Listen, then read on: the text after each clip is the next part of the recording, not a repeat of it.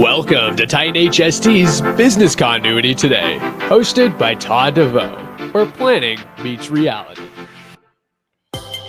Good morning, good afternoon, depending on where you are at in this fine world. And I am your host, Todd DeVoe speaking, and I am the Director of Emergency Management at Titan HST. I also teach at the post-secondary level, and I love learning new things and sharing what I have learned with you. And, well, if you watched last week, we talked a little bit about cybersecurity with the threat that's happening from Russia right now, according to the warnings that have been given to us by Washington and DHS that we have to be kind of hardening what we do here. And, you know, I'm not necessarily a cybersecurity expert, but I'm bringing one in. Brian, welcome to the show. Hey, Todd, great to be here. Always fun to be with you. Absolutely. So cybersecurity, I know it can be daunting at times, but it's more than just one aspect of what we do, right? I mean, if you take a look at the holistic approach to what we do as business continuity experts and emergency managers, cyber should really be part of what we do, and it's really part of the system. And I think once we start getting into the concept of systems thinking, which I've spoke about before, it really kind of doesn't become overwhelming and daunting. It just becomes a part of what we do. Am I on top of that, or am I wrong on that? No, you're absolutely right, and that's one of the things we try to think about, bringing their whole self to the issue. And there's so much that emergency managers, because they're so steep in systems thinking, can bring to their cybersecurity colleagues. Absolutely. So tell me about what you do with cybersecurity and with thinking and designing and in that cyberspace. Yeah, well, it's always nice when, you know, we're with people and we can ask about people's backgrounds, right? I mean, we all have interesting backgrounds. You've got a bunch of your trophies behind you there. I mean, and me, I'm like a lot of people that came into emergency management, right? We started as lifeguards as kids, right? And then I taught, you know, Red Cross classes and the jungle Red Cross classes at university for the biology students going to the Amazon. But at the same time at university, I was working in cybersecurity, right? And technology and stuff. And then, you know, I got into the emergency communications, and, you know, every 911 call that's made in the country goes through software that I used to be the product manager for. Oh, nice. And so it's always this blended path. And it's that systems thinking piece that you mentioned that connects it. And that's where, when you've got a business continuity or emergency manager and they're trying to understand all this jargon from cybersecurity, we want to help them be empowered by realizing they can bring things from their backgrounds to this. Just like, you know, we talked about your military and your police background, what you can bring to it. So as we take a look, let's dissect this for a second here, because, you know, the warnings come out from DHS. We have the stuff that we see going on from Russia, even prior to them invading the Ukraine. I do say the Ukraine. I don't know why it's Ukraine, right? Invading Ukraine. And then the other aspect of it with, you know, we had the pipeline attack, you know, before. So these things are happening even outside of the context of war, right? However, is this the new asymmetric warfare that we've been hearing about on that third or fourth or fifth plane of the battlefield that people have been discussing? And how do we not be overwhelmed with the cyber side of things? Yeah, so it sounds kind of new, but it's really kind of old. Okay. Right? I mean, the electronic, any version of this goes back decades, right? I mean, we had the first hack in the 1960s, and there's been, you know, the John Walker spy scandal, right? People had too much of their eyes focused on one thing and not looking at the insider aspect of this. So this goes back, you know, absolutely decades. The notion that you've got a cyber plane to warfare in addition to kinetic warfare, that's been discussed for years as well. Remember, when was the first microchip put in a car? That was 1968 in a Volkswagen. This stuff isn't new. So what we're trying to do here is look at how the people in the professional disciplines can share with each other. And when you just mentioned those breaches, whether it's Colonial Pipeline, Solar Winds, a whole bunch of others, they really reduce to some very specific causes when you do forensic analysis and root cause analysis on these. And these are what we call structural flaws. You can't fix them just by doing better, because it's something about the math and method that's really messing you up. The first one of these is frameworks. Now, in emergency management and business continuity, because we're looking more at the physical world, we of course see all the stuff that's involved, all the dependency analysis that we have. And there's great tools to help us see that. For example, you and I both know Sean Griffin over at Disaster Tech, right? And that's all about visualizing this stuff. And that's like second nature to us. Sometimes we don't do it as well as we should, and we know that, but it's been in the emergency management and business continuity literature for decades. Now, when you go over to cybersecurity, it's not. That notion of seeing things as a system and a framework is missing. Most of their frameworks are checklists. Right. And that's because they're built on controls. And they use controls in a very odd way in cybersecurity. They use controls as like, again, to-do list checklists. So to put it in an emergency management context, it's like all the inventory in the back of the EMS van. But there's another kind of control that we're very familiar with that we use for water pumps, the air conditioning in the EMS van, all the medical equipment, all that stuff that's going on there, the generators, right? Right. All of that, those are automated or mechanical controls, and they're completely different from the to-do lists or the accounting checks. In cybersecurity, they lay way too much on those to-do list type things. That's what's in their framework documents, several of which I've contributed to.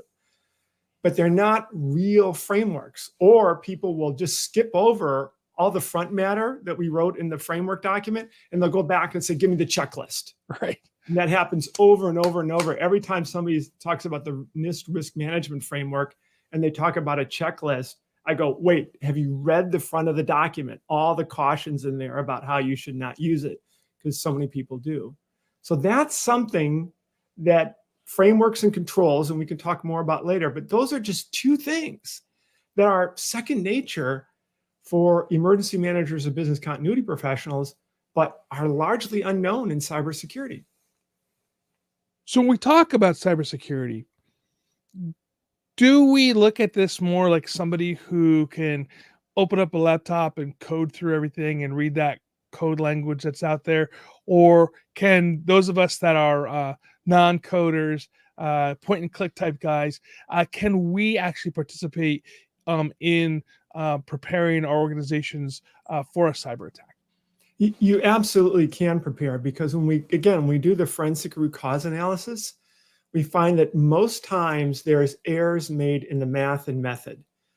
For example, here's a common one from emergency management. Well, you ask an emergency manager, especially someone in Minnesota or South Dakota, how many 100-year floods can you get in a row? And they'll say, in 3 years, 300-year floods, right? Because they instinctively know to use open set math. Right. In cybersecurity, they use more frequently closed set math, like a card deck, where you throw out the ace of spades and it's gone. Or you throw out, the deuce of hearts and it's gone. And your mathematical probabilities are combined to that card deck. So that's a mistake that's made in cyber that emergency managers can bring in. And then when you look at the methods for doing things, a lot of when you break down the methods, what happens is that there are internal conflicts within the organizational behavior stuff, things that emergency managers are very aware of, because it messes with your supply chain, it messes with your ability. You're always trying to coordinate multi-jurisdiction. I mean, it was 20 years ago, the FCC said you have to have standard call procedures, or we're not going to fund your radio programs in FEMA. That kind of thing is unknown, where they're talking in jargon past each other in cybersecurity. And they're doing it too much, where it's very instinctual for emergency managers and business continuity people to get everybody on the same page and get rid of the jargon, because we were, did it. I mean, right. It was really Columbine that forced out jargon, from the SEC perspective. And that's 20 years ago. Over 20 years ago. Yeah, I was going to say, I think it's over 20 years ago. Yeah, like 22, 23 years ago. Yeah. So when you think of cyber attacks necessarily, or securing your network, I mean, I know we all have gone through the train. Well, I should all. That's a very, uh, you know, broad stroke, but the majority of us have gone through some sort of cyber training that our organizations put us through.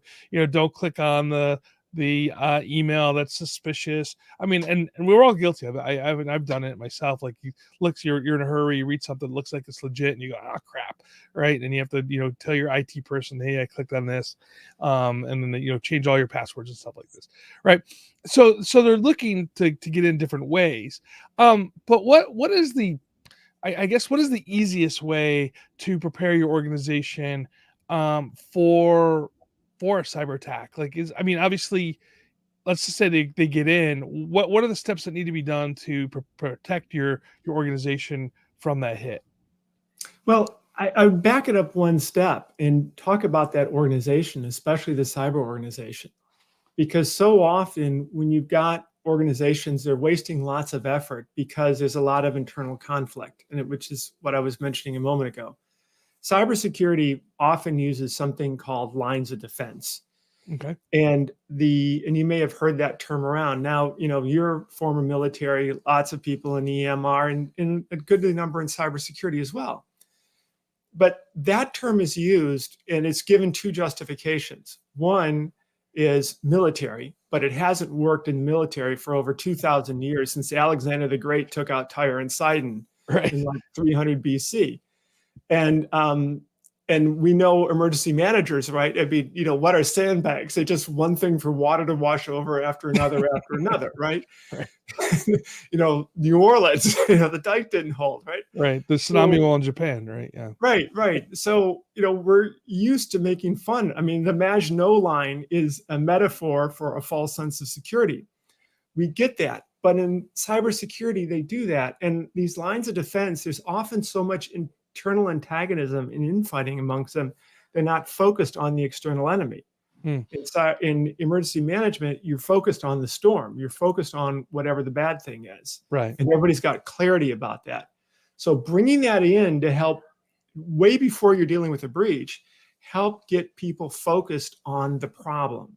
Again, going back to what our buddy Sean does with disaster tech, visualizing it makes it a lot easier to say the enemy is over there. Right. Whether it's a natural enemy or a physical enemy, we've got clarity on what that is with that visualization. So that's a big piece even before you start. And these structural flaws are things that can be fixed before the bad thing happens.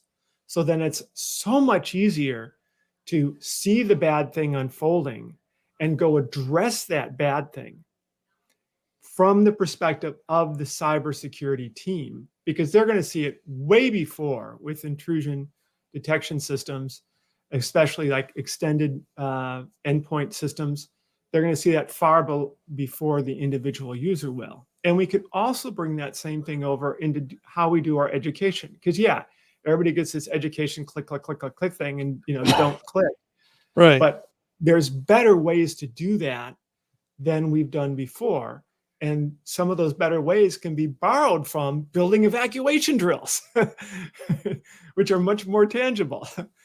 So there's so much that cyber can learn for emergency management. So that's why we don't want emergency managers to feel, fearful or of all that jargon coming at them. Right. But think about the process and the system of cybersecurity, and think how they can help fix that with systems thinking, as you said at the beginning. So I'm kind of this kind of came into my head right now as you talked about this. Should we be doing like a cyber attack drill on, like for even like say like a large city like Los Angeles or New York? Should their systems like go down and say, okay, today we just had a widespread attack on our system, our internet systems are fried. Now what? Should we do a drill like that? I mean, is that something would there be value there? Yeah, I mean, some people are already doing that, right? Okay. There already are drills and already are simulations. The question is always twofold. One is, how far do you push the systems analysis, right? Because I've been in a lot of business continuity drills, and people have got their scenario and they go do things. And I used to walk around saying, okay, so we're in drill mode. Can I pull this yellow connector out of some server in a rack? And they go, no, don't do that. We don't know what's going to happen. Well, that's because they don't understand the system. Right. They don't understand the system. And it's harder to see it when it's digital than when it's physical, but it's the same need. If you can't go and pull a cable out of a server and know that you're going to fail over, then your whole drill is useless.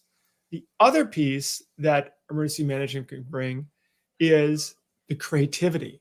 Because a lot of these scenarios, especially ones in highly regulated industries where the regulator serves up the scenario and says, go do this. Right. I mean, they're very basic. And so when I do scenario analysis, we do this outcomes accelerator workshop technique, and it's creative. I use film script analogies. Right. And say, we get people thinking by talking about their favorite films, the night before, and all that, what did they find intriguing and everything. And then we come back when their minds are in that thing, whether it's a rom-com or, superhero thing, or whether it's like, one of the Ocean series, heist film, whatever it is, right? Where people are creative. And that's why cyber adversaries can just sit around eating popcorn and watching Netflix and come up with ways to attack that are far better. I mean, going through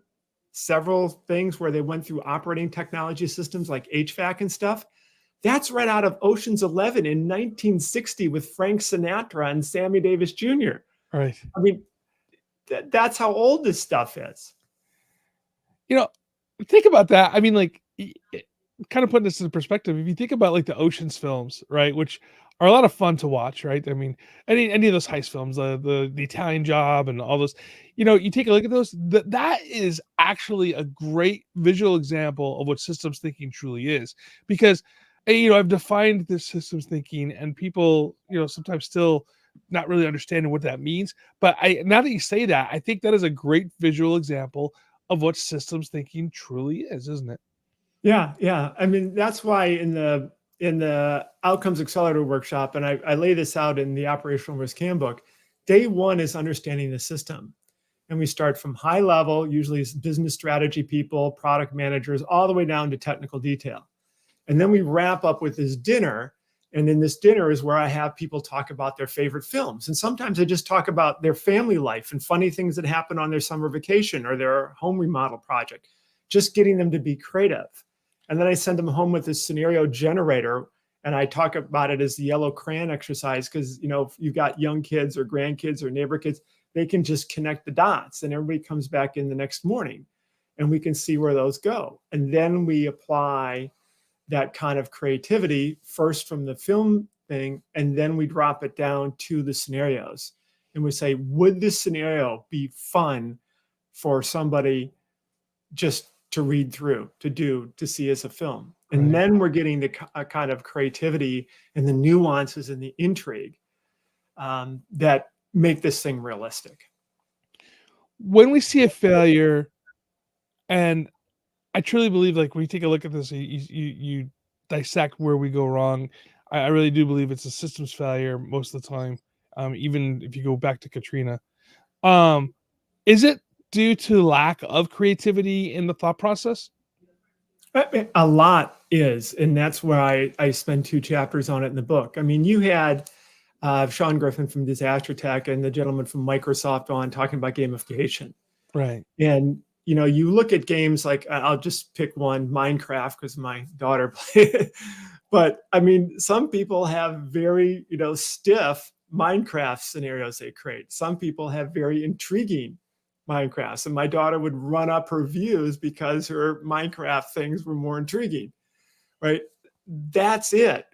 No matter how you're doing it, this element of creativity really needs to come out.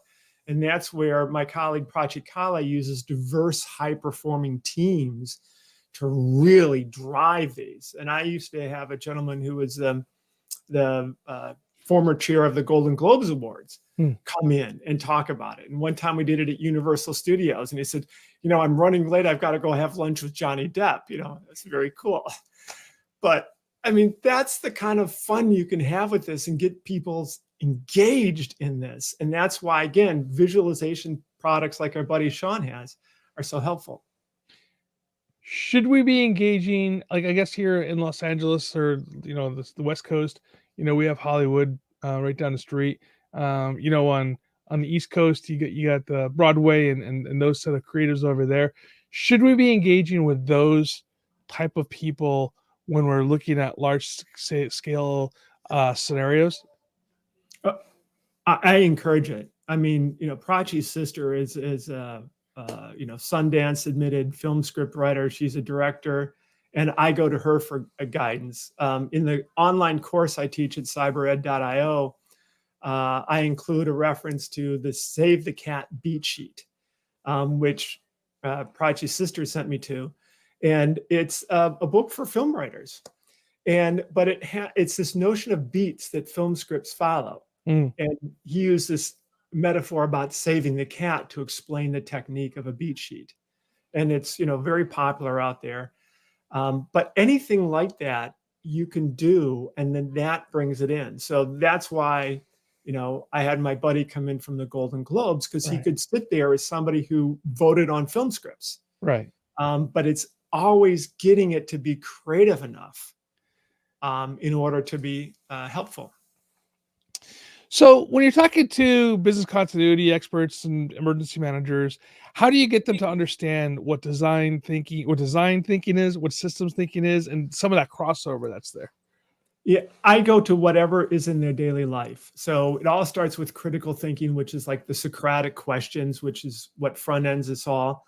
Right. And then you go to the systems thinking, and you think about any systems experience you have. In a room, somebody will be a private pilot, somebody will be a scuba diver, somebody will play sports, somebody will do little league sports. Some people are into music and symphony, or their kids are.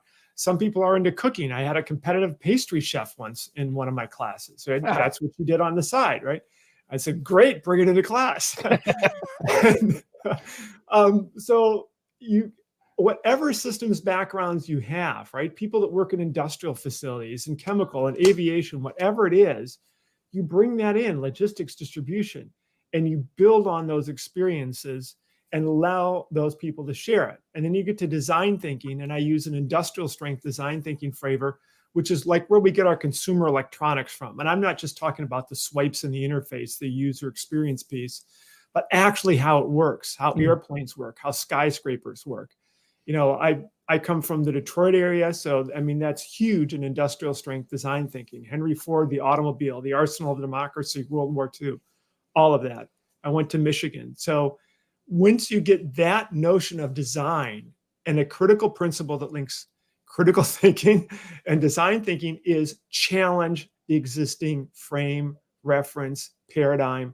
Whatever people think is true, is it really true? Do not accept it as doctrine. And then I reach out to the Joint Special Operations University in Florida and use their curriculum. They got a great YouTube channel, loads of stuff. Ben Zweibelson there has written wonderful material for military. And so when you bring that in, then people get really fired up. And because they can apply all this stuff that they have in other aspects of their life and bring their whole selves right into emergency management, business continuity, and cyber. When I talk about being a lifelong learner, I truly am. And there's some great open source courses that you can take through edX. And I took one on design. And it was really interesting through the process. And one of the lectures that was on during that class, by the way, I think this particular course was from MIT. And they were discussing the idea of what Steve Jobs did with the iPhone, and that it wasn't just the design of the iPhone from the user experience that you're saying. He was making sure that every piece of that phone had design element to it, including the signatures on the inside of the phone of the people who were working on it, down to the way it looked like on the inside. So if you crack that phone open, there's purposeful design of where everything is laid out on that phone to make it functional. And also beautiful, like a pretty looking phone, nice looking phone, right? Attractive to the end user.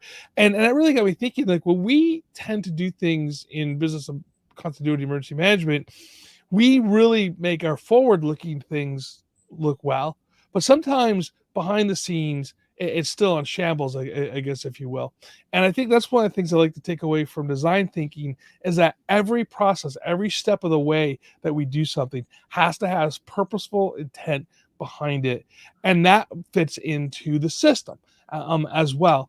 Derek Cabrera speaks from the Cabrera Institute of Cornell University, speaks about the idea of systems thinking when he learned it from mountain climbing, and how if you make that mistake in that system, the mountain doesn't care what you do. It is what it is, right? But it's the idea of everything that you do has to be interacting together in that systems. So when you climb that mountain, you're going to successfully get to the top and get back down alive. And that's what the idea is with the systems thinking. So design and systems, I think, go really well together. Now, just for me, adding an extra cyber thing is the part that I'm exploring myself. Yeah, so that's where in the course we go from critical thinking to systems thinking to design, and then design thinking, and we flow it that way. Now, for Steve Jobs, one of the things I reference in the course, it's on Netflix, is the Disney Pixar story. Because it's about design, right? But then there's a business continuity incident that happens during the creation of Toy Story.